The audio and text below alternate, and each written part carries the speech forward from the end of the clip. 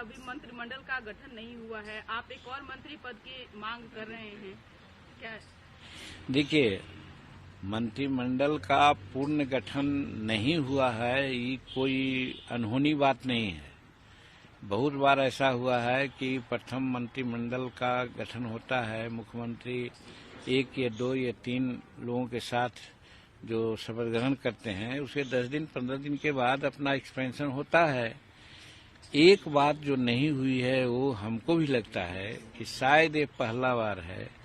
कि मुख्यमंत्री शपथ ग्रहण कर लिए, 8 मंत्रियों का भी उन्होंने वो दिलवाया,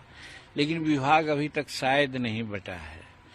तो विभाग बढ़ जाना चाहिए था और बाकी सारा विभाग मुख्यमंत्री के पास होता, फिर जब नया ओथ होता सब लोगों का तो फिर उसी तरह से विभाग बढ़ जाता।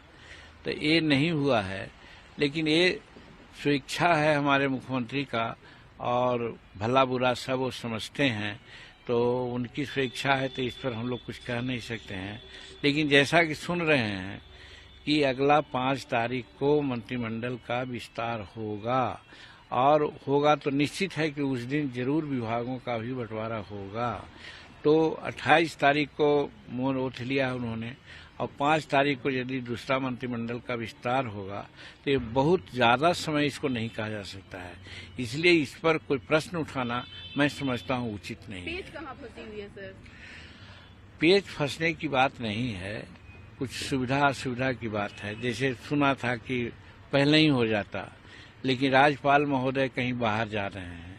और आपने देखा है कि 10 तारीख से पहले विधानसभा की बात आई थी, तो निश्चित होता कि पहले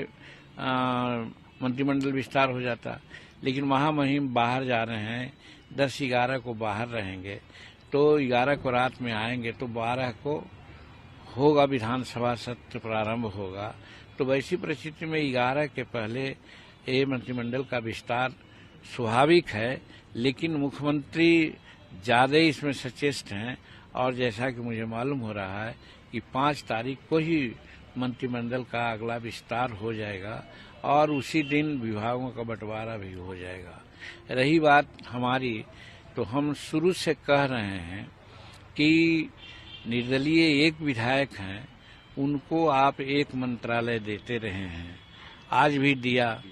और हम 5 विधायक हैं, 4 एमएलए और 1 एमएलसी, तो हमको कम से कम 2 मंत्री जरूर चाहिए।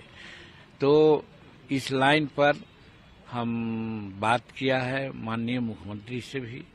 बात किया है नित्यानंद राय जी से भी, बात किया है अमित शाह जी से भी